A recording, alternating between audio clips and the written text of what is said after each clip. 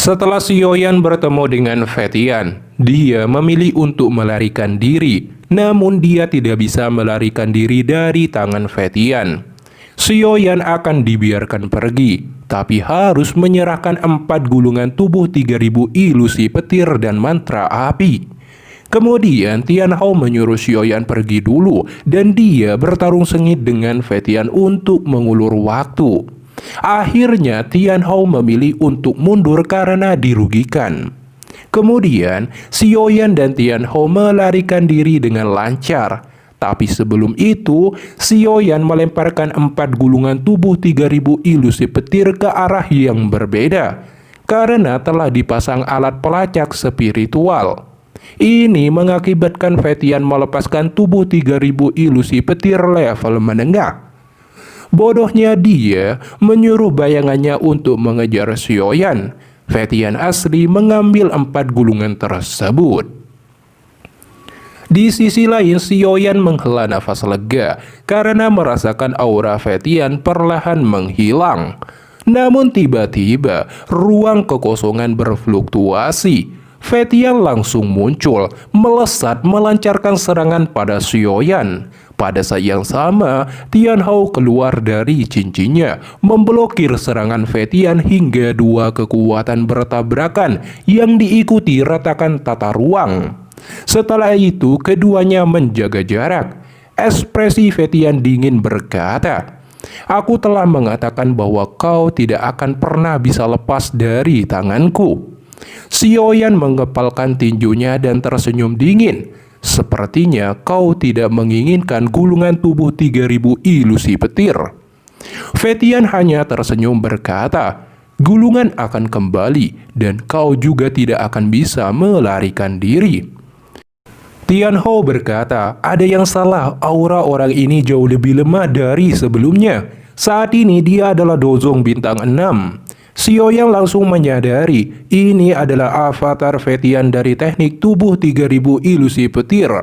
Sioyan segera menyuruh Tian Hao untuk membunuhnya karena dia hanya bertujuan menunda waktu. Jika tidak, Fetian yang asli akan mengejar dan tidak ada jalan melarikan diri lagi.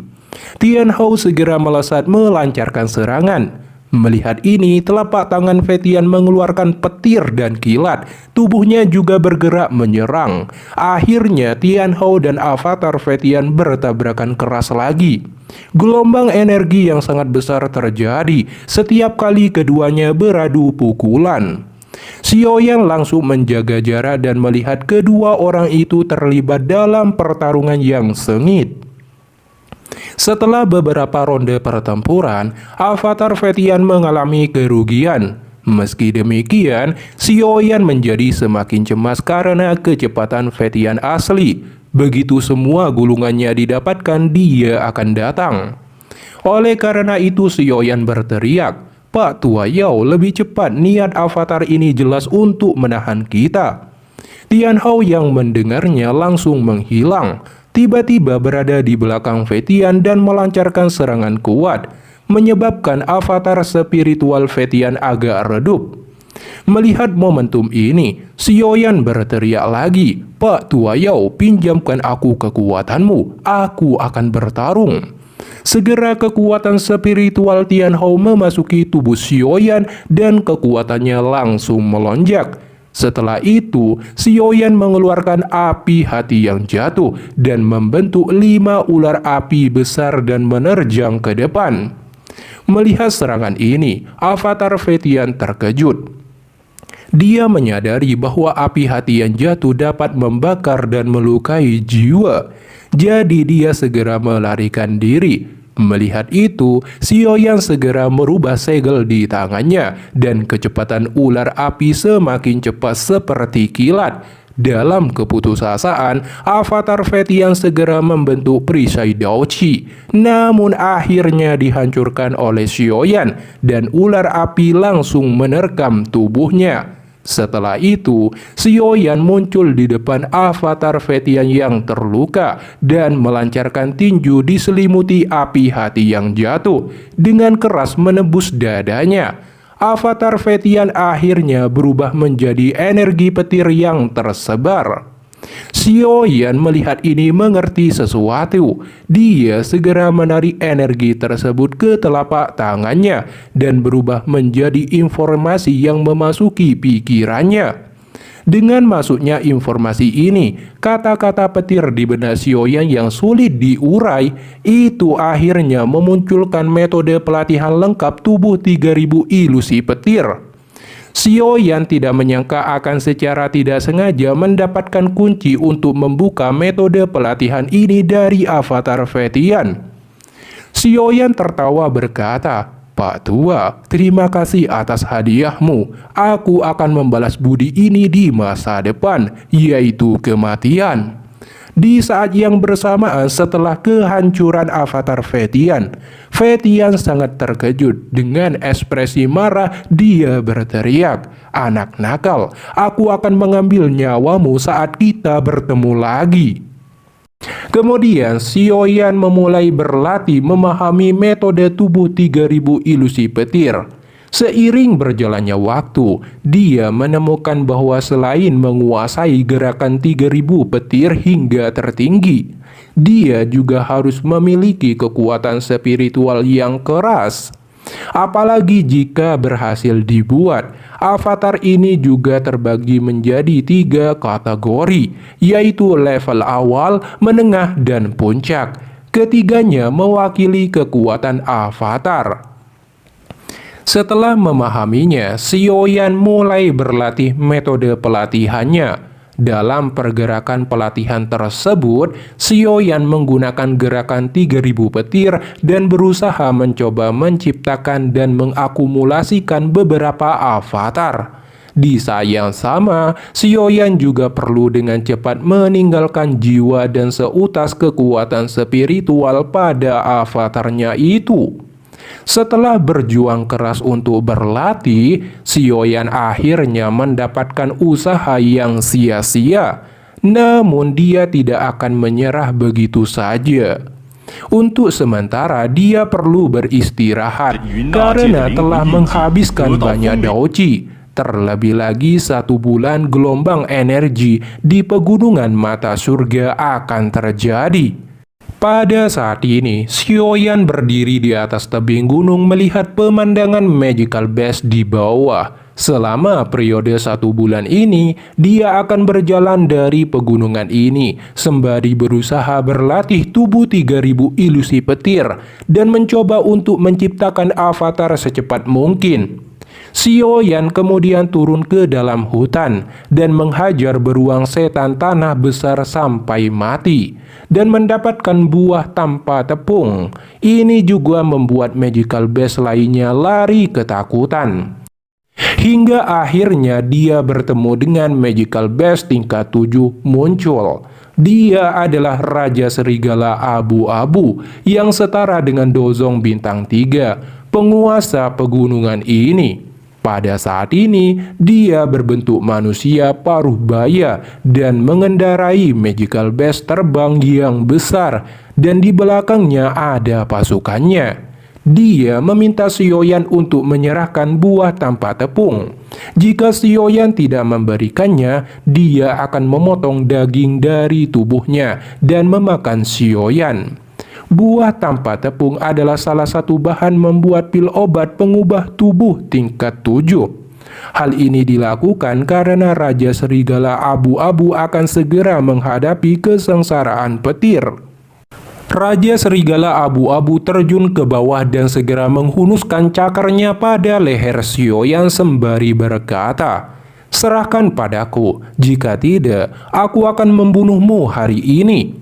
Xiaoyan hanya tersenyum saat melihat tindakannya ini. Langkah kakinya bergerak dan dia mundur ke belakang sebagai tindakan refleks. 3 bayangan muncul di depannya saat menghindari serangan Raja Serigala Abu-Abu. Raja Serigala Abu-Abu dengan marah meraung saat serangannya dihindari oleh Xiaoyan. Xiaoyan baru saja akan berbicara, terkejut melihat 1 bayangannya tidak menghilang dan berhasil menciptakan tubuh avatar dengan cara seperti ini. Xiaoyan yang senang berkata, Terima kasih banyak karena kamu telah membantuku. Aku akan mengizinkanmu untuk terus menjadi penguasa gunung ini." Sioyan segera mengeluarkan sayap tulang untuk terbang pergi. Raja Serigala Abu-Abu terkejut dan takut melihat sayap tulang Sioyan. Sayap pionik iblis surgawi. Raja Serigala Abu-Abu pernah melihat pionik iblis surgawi. Tekanan yang berasal dari dalam jiwa dan garis keturunannya telah menjadi kenangan yang tidak akan pernah dia lupakan seumur hidupnya. Sioyan kemudian turun dan bertanya pada Raja Serigala Abu-Abu tentang asal-usul pionik iblis surgawi. Namun dia langsung bersikap meremehkan Sioyan dan memintanya untuk segera menyerahkan buah tanpa tepung atau dihancurkan. Dia langsung menerjang ke arah Sioyan dengan melancarkan tinjunya yang keras. Sioyan yang melihat serangan Raja Serigala Abu-Abu mengeluarkan Dimozi. Dua tinju akhirnya langsung berbenturan kuat. Sebelum Raja Serigala Abu-Abu dipaksa mundur, Dimozi mengayunkan tinjunya ke arah dadanya dan dia memuntahkan darah. Dia juga langsung terlempar keras ke tanah. Raja Serigala Abu-Abu berusaha bangun untuk melihat Sioyan. Sioyan berkata, "Kamu punya dua pilihan. Pertama adalah pertanyaanku dan terus menjadi raja di pegunungan ini. Kedua, izinkan aku membunuhmu sekarang." Setelah dihajar oleh Dimozi, Raja Serigala Abu-Abu menceritakan tentang pionik iblis surgawi yang sangat terkenal di dunia Magical Bass. Mereka memiliki reputasi yang mirip dengan Piltover atau aula jiwa di dataran tengah. Selama para tetua suku membantu mengaktifkan kesadarannya, setiap pionik iblis surgawi akan naik ke tingkat 5 setelah dilahirkan dan akan memiliki kecerdasan yang sebanding dengan manusia. Sebagian besar pionik iblis surgawi dewasa berada di tingkat 7. Beberapa elit mereka bahkan mampu mencapai tingkat 8 yang menakutkan, yaitu Daozun. Meskipun suku pionik iblis surgawi sedikit jumlahnya, tetapi memiliki peran yang sangat berpengaruh di benua Daoji. Bahkan faksi seperti Menara Pil dan Aula Jiwa sangat sopan kepada mereka. Setiap anggota suku pionik iblis surgawi akan kembali ke altar suku ketika kematian mendekat. Oleh karena itu, sangat sulit bagi dunia luar untuk mendapatkan apapun dari tubuh mereka. Dan jika suku pionik iblis surgawi menemukan bahwa seseorang menemukan tulang sukunya digunakan, dia akan diburu sampai mati dan tidak akan mendapatkan tempat bersembunyi. Setelah mendengar cerita itu, Sioyan tidak takut dan malah teringat tentang darah Xian. Sioyan bertanya, apakah ada suku lain di dunia Magical Bass yang bisa bersaing dengan pionik iblis surgawi? Raja Serigala Abu-Abu menjawab, ada dua suku. Keduanya memiliki keturunan yang membentang hingga zaman kuno. Salah satunya adalah Piton 9 Tanah Dalam yang tenang dan naga kuno kekosongan.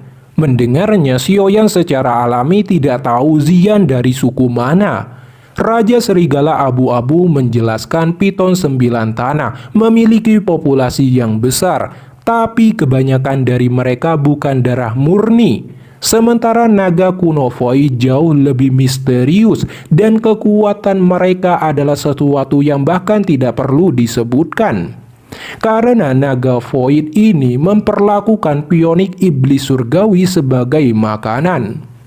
Setelah Sioyan mendengar cerita 3 klan besar di dunia Magical Bass, dia memberikan hadiah buah tanpa tepung pada Raja Serigala Abu-Abu yang membuatnya senang. Sebelum Raja Serigala Abu-Abu pergi, dia memperingatkan Sioyan untuk jangan sembarangan menunjukkan sayapnya itu. Sioyan kemudian duduk dan mulai memikirkan cara untuk memadatkan avatarnya. Menurut metode pelatihan dalam pikiran Sioyan, langkah pertamanya adalah membentuk avatar. Selanjutnya adalah memadatkan avatar ini sampai dia mengendalikan kekuatan yang mirip dengan kekuatan tubuh asli. Tapi dia perlu secara bertahap menggabungkan kekuatan petir angin ke dalam avatar, dan kemudian menggunakan kekuatan petir angin untuk menyembunyikan riak spiritual. Jadi itu akan bertindak sebagai pertahanan sekaligus menyembunyikan rahasia spiritual. Namun Xiaoyan tidak mempunyai kekuatan petir angin. Jadi dia bingung harus bagaimana mendapatkan kekuatan petir angin. Beruntung Tian Hao memberikan arahan untuk memadatkan avatarnya dengan api hati yang jatuh, agar di masa depan tidak takut dengan api surgawi dan kekuatannya jauh akan berkali-kali lebih kuat dari avatar Fetian. Xiaoyan kemudian berhadap-hadapan duduk dengan avatarnya. And then Xiaoyan mengeluarkan api hati yang jatuh dan membungkus avatarnya. Di bawah bimbingan Tian Hao, Xiaoyan dapat mengontrol suhu nyala api dengan ketahanan avatarnya. Setelah sekian lama menepa, avatarnya akhirnya jadi, berada di level awal. Kemudian Xiaoyan berdiri di tepi pegunungan dan melihat ke jalan yang besar di bawah puncak gunung. Gelombang energi pegunungan mata surga akan segera dimulai. Tempat Xiaoyan saat ini tidak jauh dari lokasi tersebut. Dengan kecepatannya, setidaknya dalam waktu setengah hari sampai. Jika seseorang ingin dihormati oleh orang lain, kerja keras harus dilakukan dan kesepian yang harus ditanggung adalah sesuatu yang sulit dibayangkan oleh orang biasa.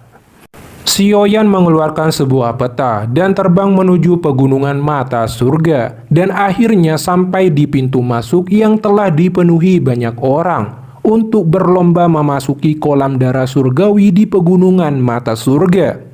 Xiaoyan yang melihat ini memilih untuk mendarat di tempat sepi di dahan pohon.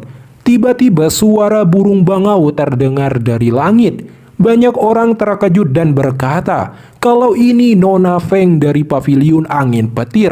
Di belakangnya ada dua penantua. Xiaoyan terkejut melihat pemandangan ini. Benar saja Feng Qin'er langsung menemukan keberadaan Xiaoyan dan melesat melancarkan serangan yang kuat.